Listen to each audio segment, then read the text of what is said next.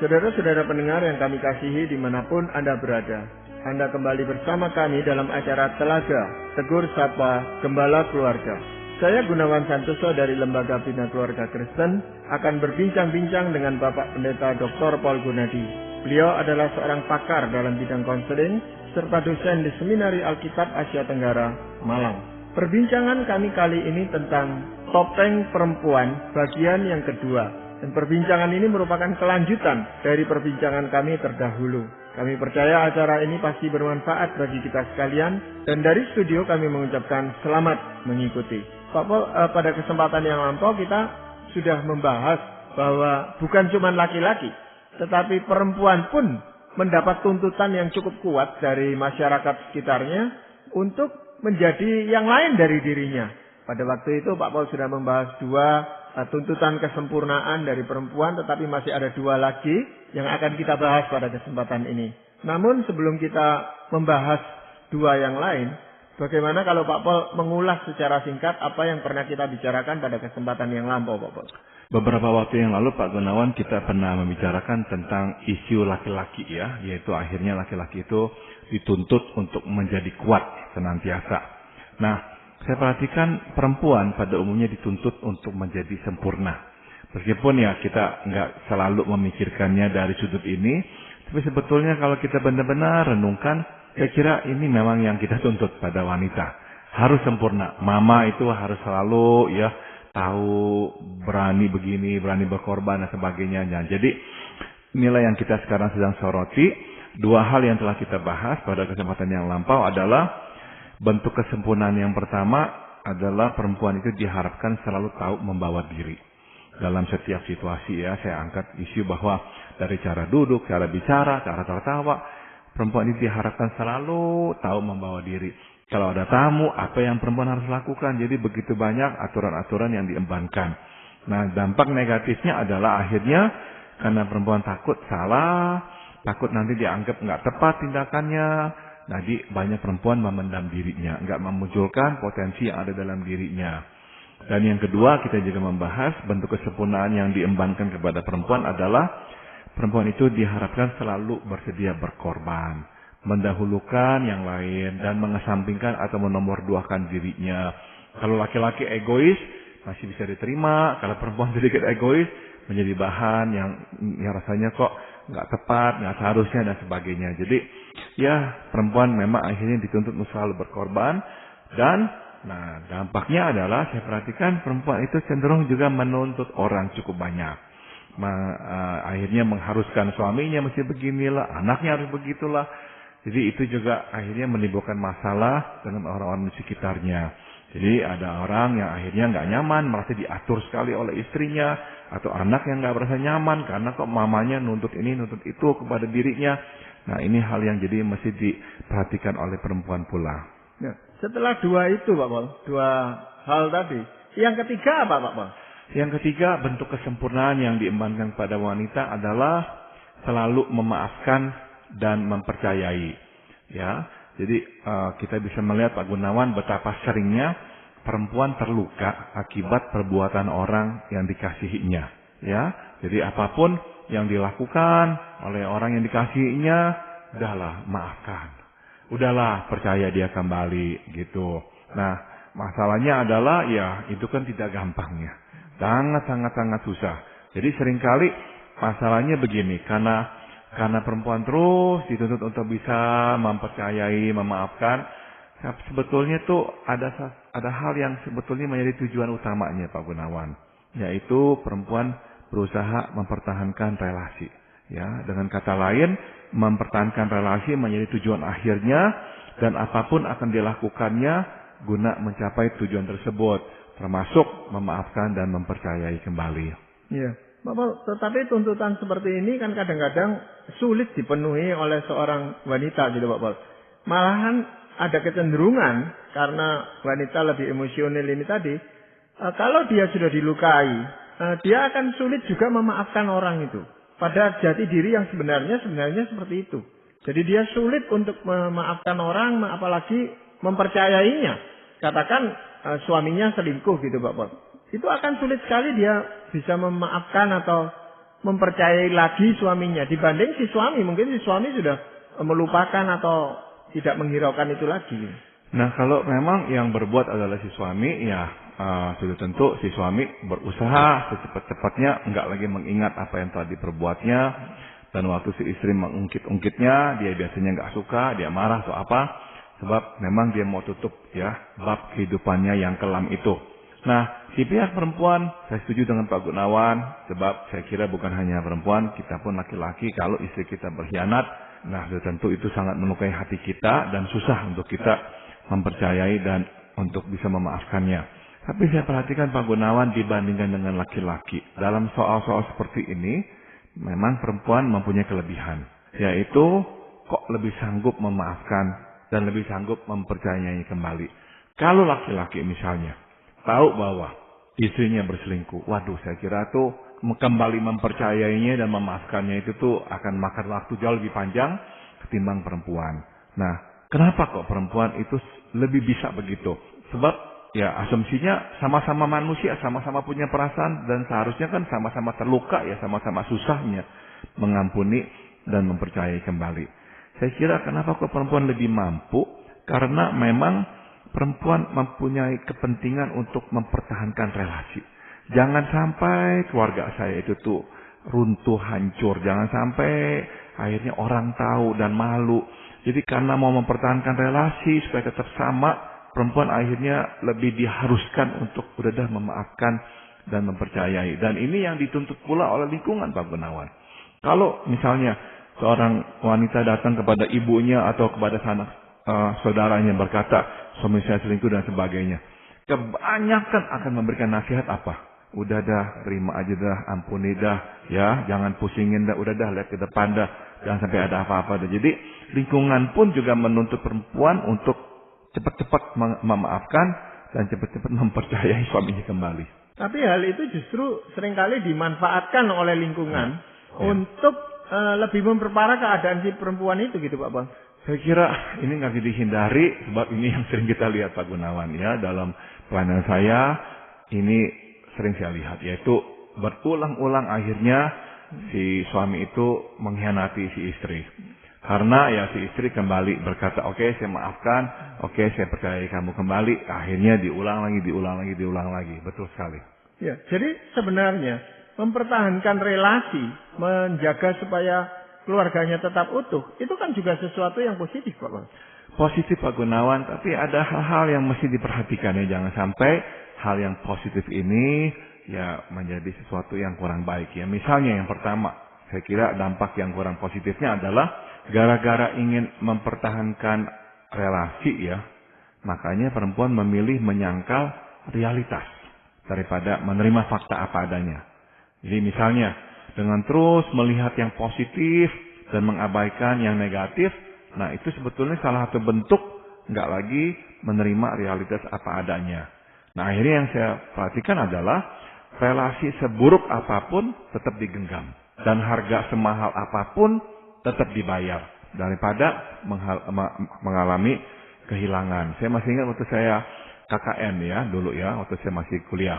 Seorang ibu datang bercerita bahwa si suami sudah berselingkuh bahkan pada hari pertama pernikahannya Pak Gunawan. Dan selama mereka menikah berkali-kali suaminya melakukan hal itu. Nah, setiap kali saya mencoba memberikan dorongan dan kekuatan kepadanya untuk berani bertindak dan sebagainya kepada si suami, dia nggak pernah berani. Kenapa? Akhirnya saya sadari berdasarkan apa yang memang saya temukan dalam konseling dengan dia bahwa bagi dia kehidupannya, makna hidupnya sepenuhnya adalah keluarganya. Ada suami, ada anak-anak. Jadi ya akhirnya tuh nggak bisa melihat realitas apa adanya seutuhnya. Coba lihat yang positifnya, yang negatifnya akhirnya diabaikan, sehingga akhirnya nggak melihat hidup dengan berimbang lagi. Iya. Hal yang kedua apa Pak? Setiap kali perempuan menjadi korban ya, gara-gara ingin terus mempertahankan relasi yang tidak sehat. Singkat kata, perempuan itu rentan menjadi korban oleh karena keinginannya mempertahankan relasi. Jadi dengan mudah perempuan dipedaya dan dimanipulasi oleh karena kuatnya keinginan mempertahankan relasi. Misalkan dalam contoh yang sama dengan perselingkuhan ya. Misalkan si suaminya yang mengancam kepada si istri. Ya udah, kalau kamu memang nggak terima, kamu mau berpisah atau bercerai, silakan. Kamu yang angkat kaki, kamu yang gugat saya dan sebagainya, silakan. Nggak berani perempuannya. Kenapa nggak berani? Karena itu ingin menjaga keluarganya, jangan sampai nanti keluarganya itu berantakan. Dan karena itu, dimanipulasi lagi, diperdaya lagi, dimanfaatkan lagi. Nah, jadi akhirnya cenderungnya perempuan menjadi korban. Tapi kan sebenarnya di balik itu semua juga ada kekhawatiran dari pihak si perempuan ini. Kalaupun dia terlepas dari relasi, dia belum tentu bisa hidup sendiri gitu Pak Pol. Belum lagi cap dari orang-orang di sekitar. Janda. Karena cerai. Itu kan kedengarannya memang lebih negatif daripada duda gitu Pak Pol. Ini bagaimana Pak Pol? Saya setuju itu Pak Gunawan. Jadi ada kalanya ya itu hal-hal yang mesti dipertimbangkan. Tapi ini nih yang kita mesti lihat yang poin yang berikutnya ya tentang mempertahankan relasi, yaitu oleh karena ingin mempertahankan keutuhan relasi, akhirnya perempuan malah melestarikan sesuatu yang tidak sehat di dalam keluarga. Dan membuat yang lainnya terpengaruh dan menjadi korban oleh yang tidak sehat itu. Hasil siklus ketidaksehatan terus berputar dan berlanjut dengan pemain-pemain yang baru. Jadi saya udah temukan kasus-kasus seperti ini Pak Gunawan karena ingin mempertahankan keutuhan keluarga. Padahalnya udah begitu rusak ya. Dianiaya, anak-anak juga akhirnya menderita di tangan misalkan si suami atau apa. Akhirnya yang lain-lain menjadi korban. Gara-gara ya keinginan untuk mempertahankan keutuhan relasi itu. Ya, jadi sebenarnya di samping ingin mempertahankan relasi, dia harus cukup realistis melihat sebenarnya keadaan keluarga ini bagaimana gitu. Kalau lebih buruk ya seharusnya dia harus berani melepas relasi itu gitu Pak Mas. Betul. Jadi ada kalanya misalnya ya pemukulan antara suami dengan istri, anak melihat mama dipukuli oleh si papa, itu tuh menimbulkan trauma yang berat dalam jiwa si anak yang akan mempengaruhi si anak sampai usia besar. Jadi dalam praktek saya menemukan begitu banyak kasus-kasus seperti ini Pak Gunawan. Anak-anak yang setelah besar lumpuh oleh ketakutan, nggak bisa dengar suara yang keras, nggak bisa kaget sedikit, ketakutan sekali ya dengan kemarahan. Kenapa? Sebab dulu itu melihat ya seringnya terjadi pertengkaran dan begitu seringnya papa misalnya marah dan memukul mama atau apa. Jadi ya kita mesti melihat dengan objektif. Mempertahankan relasi hal yang penting, hal yang wajib kita lakukan. Tapi sebaliknya kita juga mesti melihat apa tuh harganya tuh, apa dampaknya pada orang-orang lain di sekitar kita pula. Ya, tapi itu juga pembentukan orang-orang di sekitar atau masyarakat yang selalu mengatakan bahwa perempuan itu lemah. Perempuan itu membutuhkan orang lain, terutama orang laki. Sehingga cap-cap atau stigma seperti itu yang melekat dalam diri perempuan, itu juga membuat dia untuk berpikir berkali-kali tentang perceraian, Pak Bos. Betul. Jadi yang Pak Gunung katakan bahwa mereka juga berpikir kalau sampai terjadi apa-apa perceraian atau apa ya, nanti bisa-bisa mereka ya lebih susah dan lebih rentan ya untuk jadi korban lagi atau dituduhkan hal-hal yang enggak karena dia sekarang seorang janda. Jadi banyak yang akhirnya memilih untuk ya udah dah diamkan sajalah. Tapi tadi saya mau ingatkan juga mesti dilihat ya realitasnya. Jangan sampai gara-gara itu semua kita mengorbankan misalkan ya anak-anak kita. Sehingga masa depan mereka itu boleh dikatakan ya sudah rusak sebelum mereka memulainya. Tapi memang sebenarnya kaum perempuan atau wanita ini Pak Pol ya, seringkali juga ada yang menaruh dendam gitu Pak Pol terhadap lingkungannya itu. Karena tidak sesuai dengan jati diri yang sebenarnya. Seperti tadi soal mengampuni gitu Pak Pol ya. Beberapa kali dia melakukan pengampunan, tetapi kalau hal itu terus dilakukan, kesalahan itu dilakukan oleh suami atau anaknya, dia bisa menjadi lebih buruk katakan kondisinya daripada sebelumnya itu. Setuju Pak Gunawan. Jadi memang ya sudah tentu kita tahu nggak gampang ya mengampuni dan mempercayai kembali. Jadi kalau misalnya memang dia nggak bisa dan dia terus pendam, kondisinya itu akan lebih buruk lagi, betul. Iya. Hal yang keempat yang dituntut dari seorang perempuan ini apa biasanya, Pak Pol? Kita juga ya karena mengharapkan perempuan itu sempurna, nah salah satunya adalah artinya ya selalu rohani ya. Kita itu nggak tanpa kita sadari berharap istri kita atau ibu kita itu orang yang rohani ya. Nah, pada kenyataannya memang ya, betul ya, lebih banyak perempuan yang beribadah dan terlibat dalam pelayanan di gereja dibandingkan laki-laki. Memang pada umumnya perempuan lebih peka ya daripada laki-laki dalam hal rohani dan cenderung berperan sebagai pendoa dan pembimbing rohani bagi keluarganya, Pak Gunawan. Jadi ini semua hal yang baik, ini semua hal yang indah.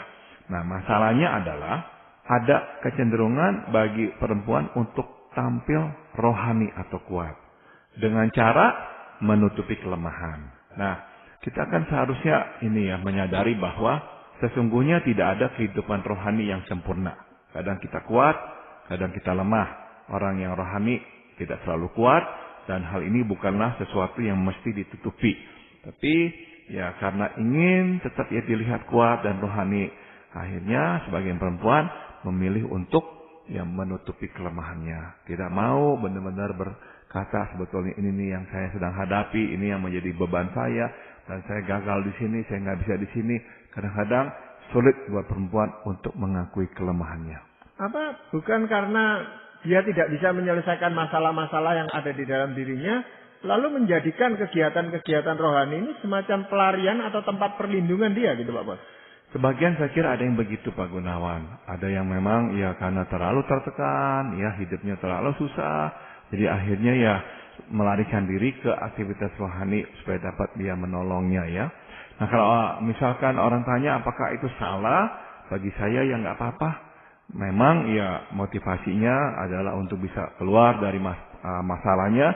Tapi buat saya daripada keluar kemudian melakukan hal-hal yang salah, ya mendingan keluar dan masuk ke dalam aktivitas yang benar, yaitu melayani Tuhan. Iya. Dampaknya kalau dia terus-menerus menutupi kelemahan ini apa, Pak? Yang pertama adalah begini, Pak Gunawan. Pertumbuhan rohani kan sebetulnya berawal dari keterbukaan ya. Nah, bila kita tidak membuka diri apa adanya dan mengakui kondisi rohani kita yang sesungguhnya, maka akan sulit buat kita untuk bertumbuh.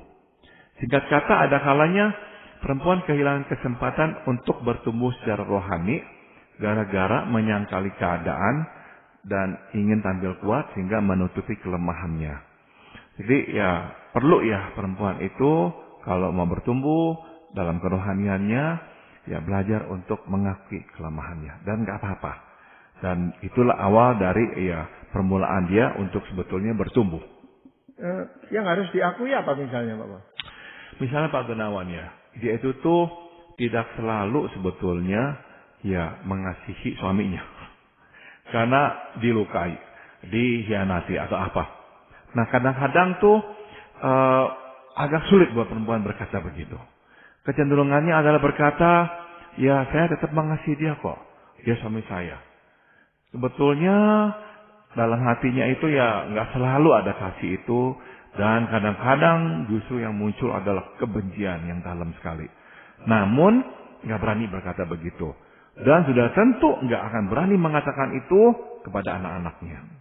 Justru anak-anaknya kalau marah kepada si papa, si mama akan berkata, kamu nggak boleh marah kepada papamu. Dia papamu, kamu harus hormati, kamu harus mengasihi dia. Seolah-olah si anak nggak diizinkan untuk marah kepada ayah yang telah menyakiti atau melukai hati mereka.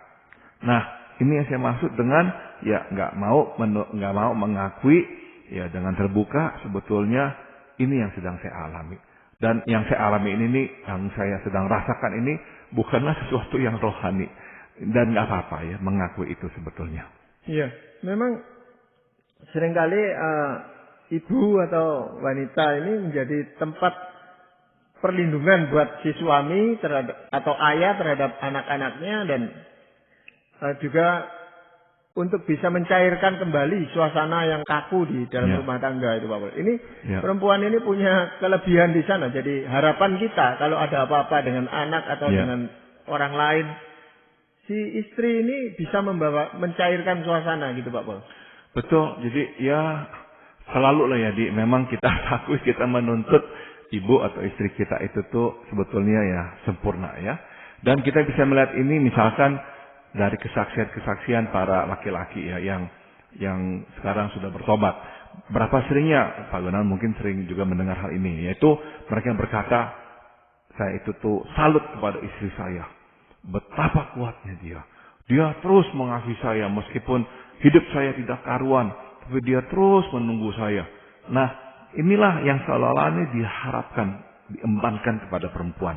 Mesti sempurna, selalu kuat, bisa mengasihi, mengampuni, dan kembali mempercayai. Nah, sehingga karena itulah dorongan untuk tampil selalu rohani menjadi sangat kuat. Tapi harganya adalah seringkali yang tadi saya sebut, menutupi kelemahan. Gak mau mengakui sebetulnya tuh ada berkali-kali saya udah gak mau lagi sama engkau, saya sebetulnya sangat benci kepadamu, tapi susah untuk diakui seperti itu. Ya, karena seorang ibu itu diharapkan juga memberikan bimbingan rohani kepada anak, ya. Makanya pendidikan rohani untuk anak-anak seringkali dilimpahkan seluruhnya pada ibu. Ini urusanmu, bukan urusanku, gitu Pak Bang. Itu betul sekali Pak Gunawan. Jadi ya ini akhirnya nih makin membuat beban perempuan itu tambah besar yang sebetulnya bukanlah sepenuhnya milik dia ya. Jadi diharapkan dia yang rohani, dia yang mengajar anak-anak mengenal Tuhan, dan laki-lakinya seolah-olah nggak berkewajiban itu sama sekali. Iya. Dampak yang lain apa Pak Bang? Kecenderungan untuk menutupi kelemahan dapat pula berakibat pada sikap sukar memahami kelemahan orang Pak Gunawan. Jadi akhirnya sikap yang muncul adalah menuntut dan menghakimi.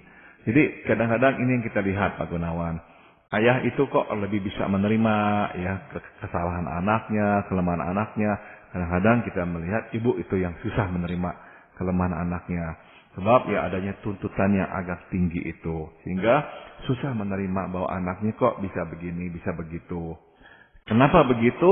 Ya karena memang perempuan sudah mendapatkan tuntutan untuk selalu rohani ya, dan dia juga menutupi kelemahannya sehingga akhirnya waktu orang yang dikasihnya itu berbuat kesalahan atau apa, memang agak susah buat dia juga untuk berkata, udahlah, memang ya kita ini manusia bisa lemah atau apa. Jadi anak-anak seringkali merasa kurang diterima sepenuhnya oleh ibu karena banyaknya tuntutan yang diembankan oleh ibu kepadanya.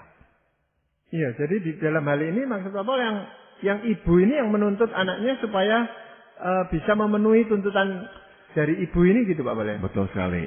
Dan tuntutan ini seringkali bukan hanya di dalam keluarga Pak Bale. Dia bahkan menuntut orang lain yang bukan satu keluarga supaya melakukan perbuatan yang ya sempurna seperti dia gitu Pak Bale. Betul sekali. Jadi waktu misalnya terhadap pembantu rumah tangga gitu oleh itu tuntutannya harus bekerja seperti dia sempurnanya gitu kan, ini kan sulit. Betul sekali. Jadi ya karena sekali lagi ya dia memberikan sepenuhnya, ya dia mengorbankan sepenuhnya. Jadi kadang-kadang tuntutan bahwa yang lain pun harus berbuat yang sama kepadanya itu juga sangatlah tinggi ya. Sehingga ya kadang-kadang ini nih anak-anak yang sudah dewasa atau sudah remaja ya kadang-kadang berkata, ya kalau saya membicarakan tentang hal yang saya lakukan yang nggak benar, yang buruk, saya lebih bisa mengatakannya kepada ayah saya ketimbang kepada ibu saya. Karena ayah saya lebih bisa mengerti. Kalau ibu pasti akan marah dan nggak mengerti dan sebagainya. Jadi saya perhatikan memang ya ada kecenderungan karena perempuan itu juga nggak mau ya terbuka dengan kelemahannya, maka dia kadang juga susah untuk menerima kelemahan orang lain. Dan itu dituntutkan kepada anaknya, Bapak. Sehingga ini akan berkesinambungan, Bapak, tuntut menuntut seperti ini. Ya. Jadi ya ini adalah sebuah siklus akhirnya Pak Gunawan. Jadi ya kita selalu harus kuat, jangan sampai ada kelemahan. Nah akhirnya anak juga dituntut yang sama oleh ibunya. Iya. Apakah masih ada lagi dampak yang lain, Bapak? Yang terakhir adalah tentang menutupi kelemahan supaya tampil rohani. Adalah perempuan akhirnya menjadi tiang sandaran keluarga. Dalam hal ini membuat yang lain kurang bertanggung jawab dalam kehidupannya. Kadang-kadang suami yang nggak bertanggung jawab, semua dimanfaatkan kepada istri. Anak-anak kadang-kadang nggak bertanggung jawab, pokoknya nanti mama yang bisa beresin semua yang nggak benar. Jadi akhirnya ya menyuburkan kekurang bertanggungjawaban pada yang lain. Jadi sekali lagi ya saya kira perempuan perlu ya berkata, enggak, ini bagianmu, ya udah kamu tanggung, apapun hasilnya udah saya terima, dan saya enggak mau lagi tuh membereskan semua masalah yang kau tinggalkan atau kau ciptakan. Tapi kadang-kadang ada yang malah senang Pak Paul dengan tanggung jawab seperti itu. Menikmati bahwa dia itu seolah-olah dipercaya, dihargai, diberi kesempatan. Nah, sehingga kita yang lain ini juga merasa ya sudah urusono gitu. Ada yang ngurusi ya. Iya. Lebih enak gitu. Betul. Jadi ya kadang-kadang ini yang kita lihat Pak Gunawan. Jadi akhirnya ada anak-anak yang meskipun sudah besar kok nggak bertanggung jawab ya, karena memang ya selalu ada mama yang bisa nanti ngeberesin semuanya. Iya, pasti beres gitu. Kalau ada mama atau istri yang ngurusi, ini sudah pasti beres. Sehingga kita ya merasa lebih ringan tanggung jawabnya dan cenderung untuk itu tadi menyerahkan. Lain kali ditambah lagi masih mau lagi gitu Pak Paul. Iya, kadang-kadang begitu, betul Pak Gunawan. Iya. Nah ini nih kita sudah membicarakan keempat tuntutan terhadap perempuan supaya tampil sempurna Pak Paul ya. Nah kesimpulan apa yang ingin Pak Paul sampaikan? Begini Pak Gunawan, tuntutan agar perempuan sempurna ya adalah tidak realistik. Mungkin sekali tuntutan ini terkait dengan peran perempuan sebagai seorang ibu ya. Bukankah memang kita ini menuntut ibu untuk sempurna? Nah pada akhirnya peran ini lebih sering membuat perempuan terpenjara alias tidak bebas. Tuhan Yesus berkata di Yohanes 8 ayat 32, kamu akan mengetahui kebenaran dan kebenaran itu akan memerdekakan kamu. Kendati ayat ini secara spesifik berhubungan dengan Tuhan Yesus sebagai kebenaran Allah yang memerdekakan kita dari belenggu dosa, namun bukankah kebenaran secara umum juga memerdekakan kita dari kepalsuan hidup? Singkat kata, jangan ya karena ingin tampil sempurna sesuai tuntutan, kita malah terperangkap ke dalam kepalsuan hidup. Ya, terima kasih sekali Pak Paul untuk perbincangan yang tentunya sangat bermanfaat bagi para pendengar kita. Dan para pendengar sekalian, kami mengucapkan terima kasih Anda telah mengikuti perbincangan kami dengan Bapak Pendeta Dr. Paul Gunadi dalam acara Telaga, Tegur Sapa Gembala Keluarga. Kami baru saja berbincang-bincang tentang topeng perempuan bagian yang kedua dan yang terakhir. Bagi Anda yang berminat untuk mengetahui lebih lanjut mengenai acara ini, silakan menghubungi kami lewat surat. Alamatkan surat Anda ke Lembaga Bina Keluarga Kristen atau LBKK, Jalan Cimanuk 56, Malang. Anda juga dapat menggunakan email dengan alamat telaga@telaga.org. Kami juga mengundang Anda mengunjungi situs kami di www.telaga.org. Saran-saran pertanyaan